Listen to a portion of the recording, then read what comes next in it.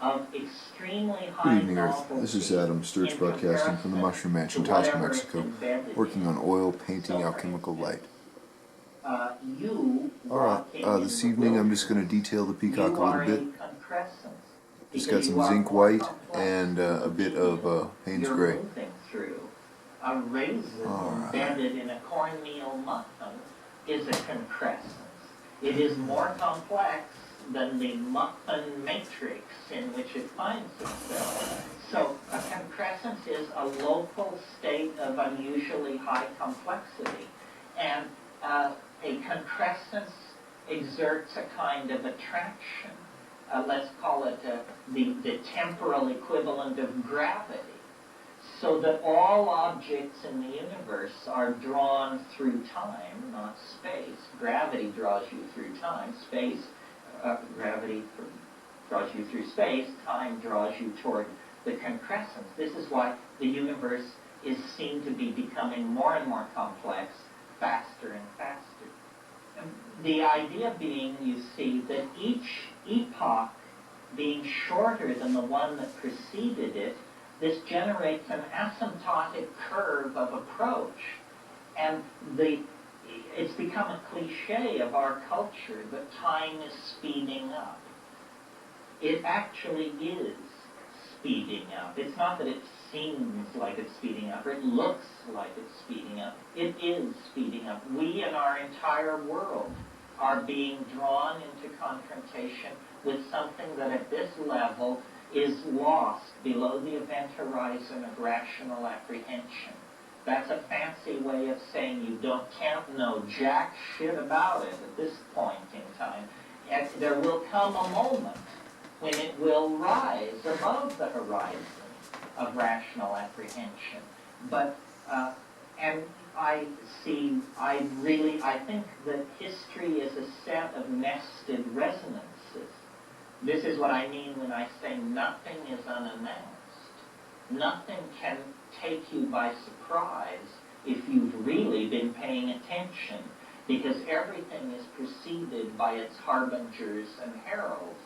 And we are living in an era now where there is a great deal of apocalyptic expectation, anticipation, and hysteria for several reasons. First of all, because Christianity just is hysterical in all times and places. Second of all, there's a built-in goose in the calendar because we're approaching a millennial year, and that always exacerbates this Christian thing outrageously because of the promise made, Amen, amen, I say to you, this generation shall not pass away before I return to clean your plow or whatever it is. And there is the physical evidence all around us that we are the witnesses to a planetary crisis that we cannot control or manage. I mean, it's very hard to believe that we could manage ourselves back into a steady state. I mean, yeah, the Jews are talking to the Arabs and they're trying to get things straightened out in South Africa, but what about the global population curve? What about the degrading atmosphere? I mean, you don't necessarily, you're just as dead even if you're not killed by a racist or a fascist. So we can get certain problems under control, but it seems certain problems are beyond our control. Also, there's another level to all this, which is when you take cores from the Greenland ice or make side-ranging radar maps of the Canadian Shield, you discover that we are not the only force for disruption and chaos wandering around the universe looking for trouble.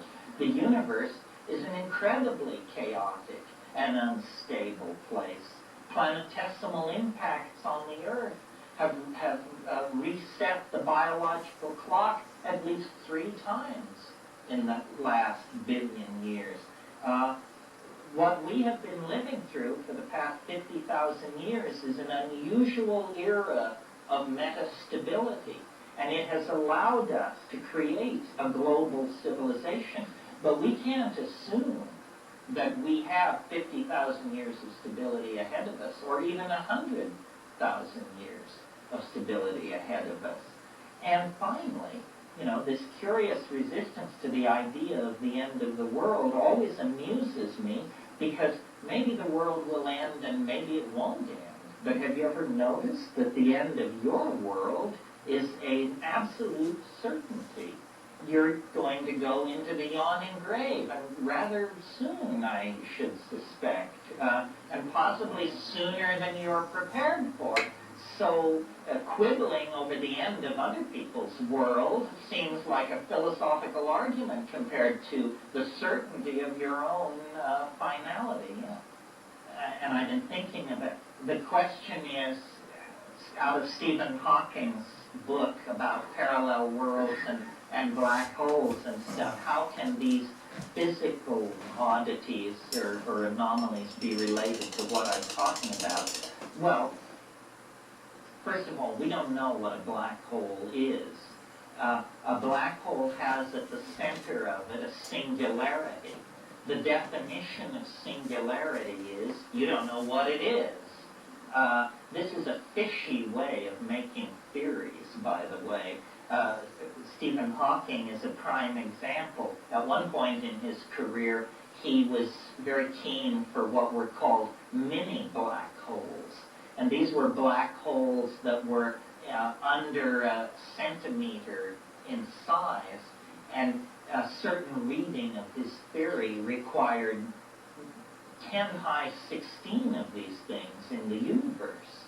Well, when you realize that there's a singularity at the center of each one of them, you say, well, hell, what kind of physics are you doing if you have a physical theory that has 10⁻16 exceptions to whatever rules it lays down? This isn't a theory, this is a sieve that you're waving around in the air. However, the black hole does bear on this, because imagine an observer standing outside the event horizon of a black hole, watching an object approach the black hole. What you see, and this is similar to the argument or the example I gave a few minutes ago of the marble on the edge of the bowl, what you see is this, let's make it a spacecraft. This spacecraft that approaches the event horizon of the black hole, and then it's caught in the gravitational tidal forces of the black hole, and it begins to go faster and faster, around and around, faster and faster, and at a certain point, it disappears into the singularity. This is from the point of view of an observer outside the system. Now we flash to the stalwart captain and crew on the bridge of this starship. What happens from their point of view, what happens is as they sink below the event horizon of the black hole and start the descent toward the singularity, time and space are dilated so dramatically that the singularity recedes to an infinite distance and you fall forever toward it. Well, what I would like to suggest, based on, here's what I'd like to suggest. This is one way of thinking about it, that our planet is on a collision course with something which we actually, at our present state of knowledge, don't have a word for. A black hole is simply a gravitationally massive object, so massive that no light can leave it. What I'm talking about is something like that, except that it isn't so much gravitationally massive as temporally massive. We are being sucked into the body of eternity, and I think it's going to happen very soon. Now, an obvious objection that someone would make to this, it's a probabilistic objection, is they would say, don't you find it rather unusual that your own very minute and finite life should occur so close to this moment of universal dramatic climax?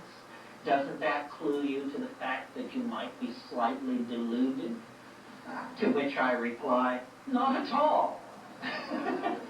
Because I think of this event horizon as a series of like ghost horizons. And once you enter into history, what history is the outer shell of the gravitational field, of the attractor, of the concrescence. In other words, history is the disturbance in nature which precedes the concrescence. It precedes it by only 50,000 years, a microsecond. So a geological microsecond before all life is melted down in the presence of the singularity, there is a curious interface zone that is not the singularity and not the absence of the singularity. It's the singularity in the act of becoming. And it only lasts, as I say, a geological microsecond, 50,000 years. But if you happen to be born inside that microsecond, then you have a very curious perspective on the phenomenon indeed, because you observe it from inside the shell of the historical vehicle. Yeah. Here's the point I want to make. If you have a universe like that, 72 billion years in duration, it will undergo half of its evolution in the last 30 seconds of its existence. Can you imagine? Now, this is what the scientists do, except they spin it around. And that's why, I can't remember who wrote it, but the book called The First 3 Minutes, Steven Weinberg's book, The First 3 Minutes, a book about the first 3 minutes in the life of the universe, where he leads you through all this complex physics as matter is crystallizing out of hyperspace and all this stuff. All I'm saying is, let's put the complexity in the more likely end of the cycle. Let's put it at the end, when after billions of years of evolution and all kinds of complexity and that sort of thing, everything comes together. So this kind of a cycle, if we were actually living in a universe like this, could completely unfold itself according to its natural laws and yet provide a miracle, the miracle of the concrescence. That's why I'm so keen on boundary dissolution. The more boundaries that have dissolved, the closer to concrescence we are. And when you finally reach it, there are no boundaries. You are eternity. You are all space and time. You are alive and dead, here and there, before and after. The singularity is a coincidentia oppositorum. It can simultaneously coexist in states which are contradictory. It is, Thomas Aquinas' vision of God. It's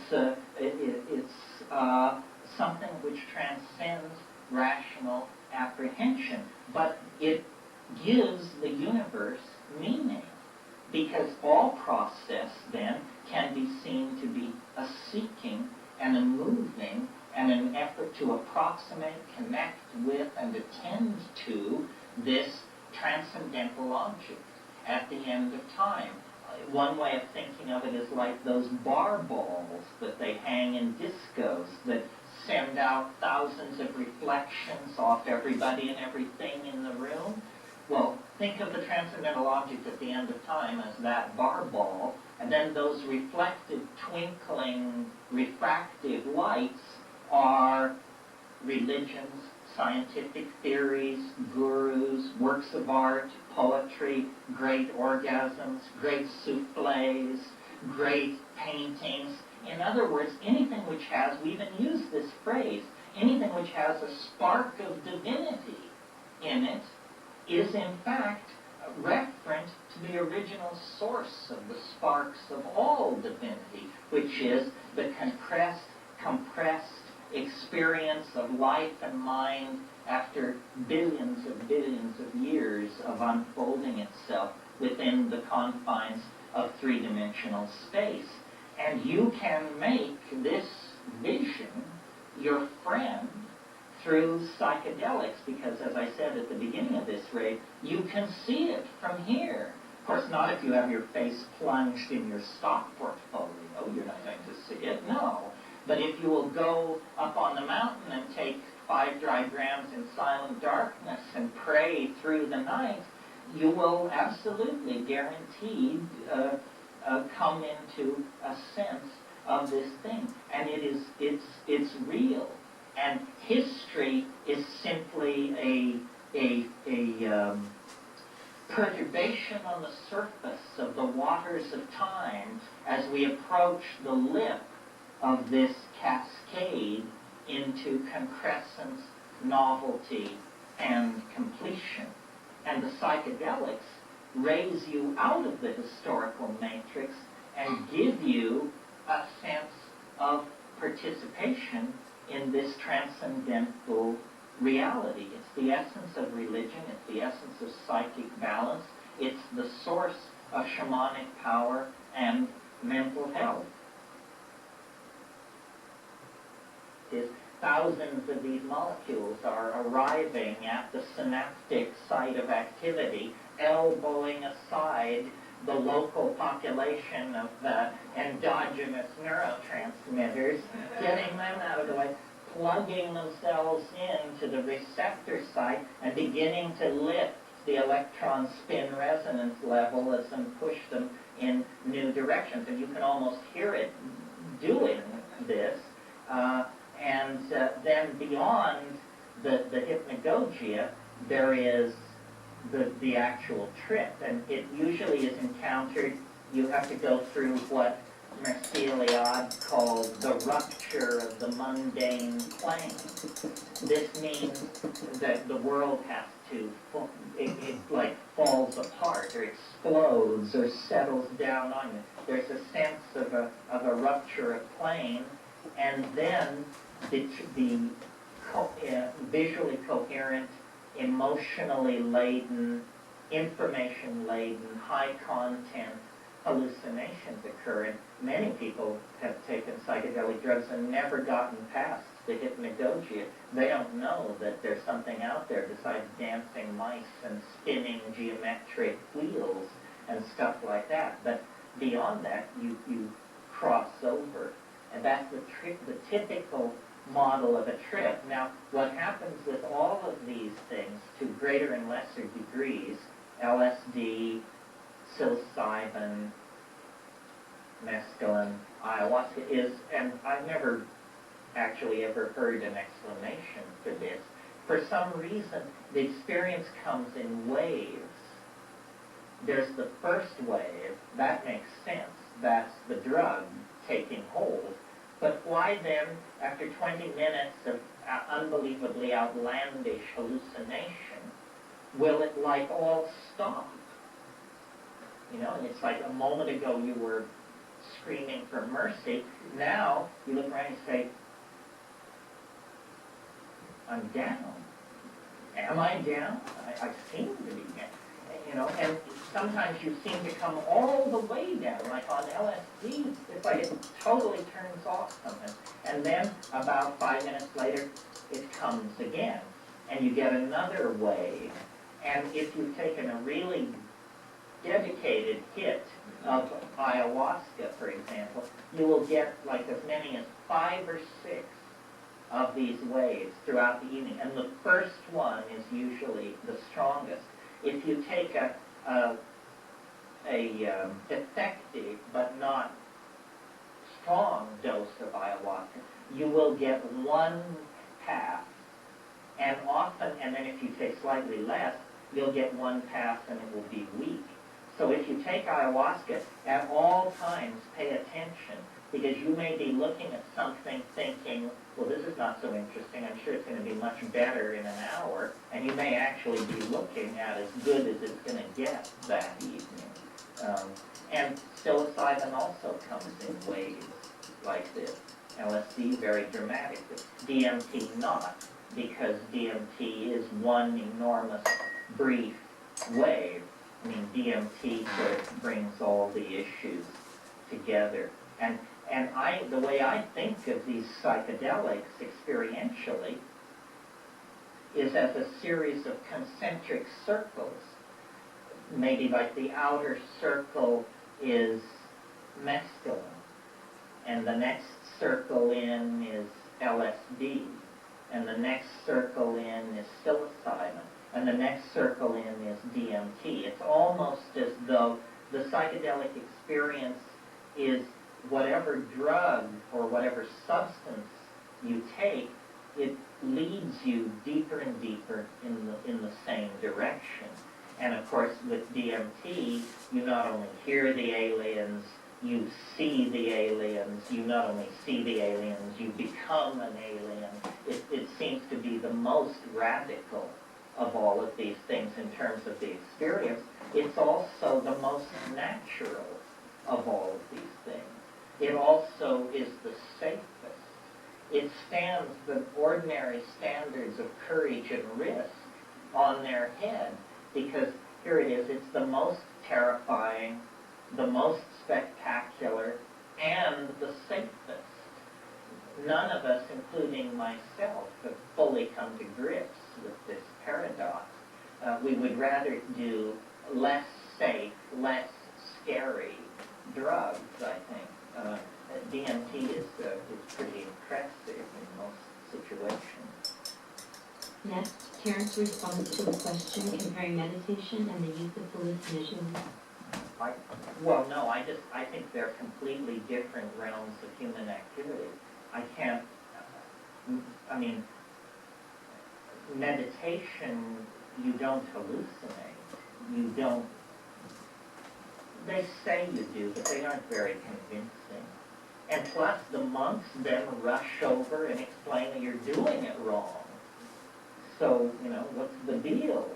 I think if by meditation you mean lying down and closing your eyes, or sitting up and closing your eyes a lot, I do that a lot, and I like it, but I would never confuse it with the psychedelic enterprise. Pardon me? It's only my opinion, but I really don't. I think that that all of these spiritual techniques are not substitutions for the psychedelic experience, but trade-offs. Organized religion is as concerned with controlling social groups as organized politics is.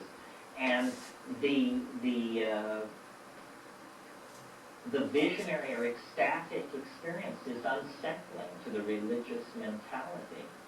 Even among fundamentalist Christians, if you're not one, they all seem more or less alike. But if you move into that world, you discover that they are very strongly polarized in two directions.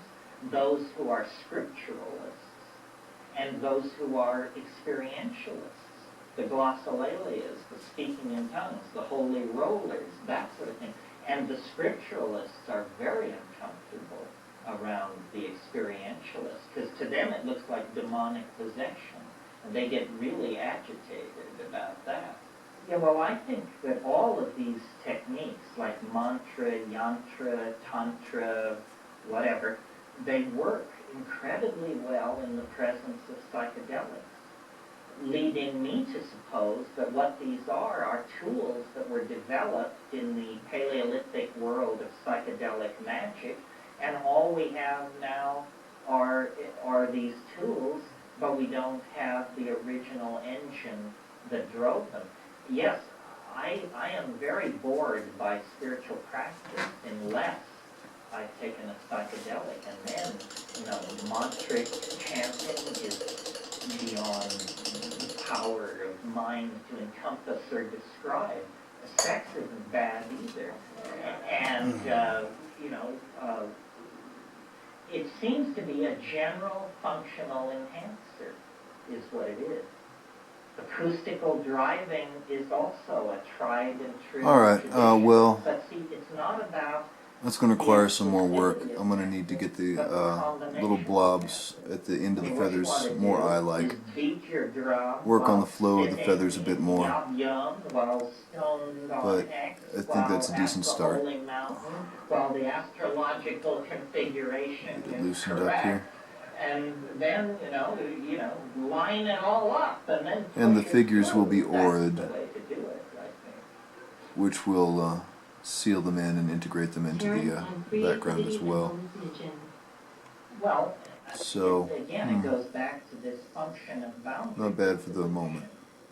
So, that's it for now. It's Adam Sturch broadcasting from the Mushroom Ranch in Taos, New Mexico. Working on oil painting, alchemical light. Got the mermaid working, Dogman working on the peacock this evening. So have a good night. By dissolving the boundaries of cultural expectation, let you see things in new ways. I was in a situation recently where it was evening, and silhouetted against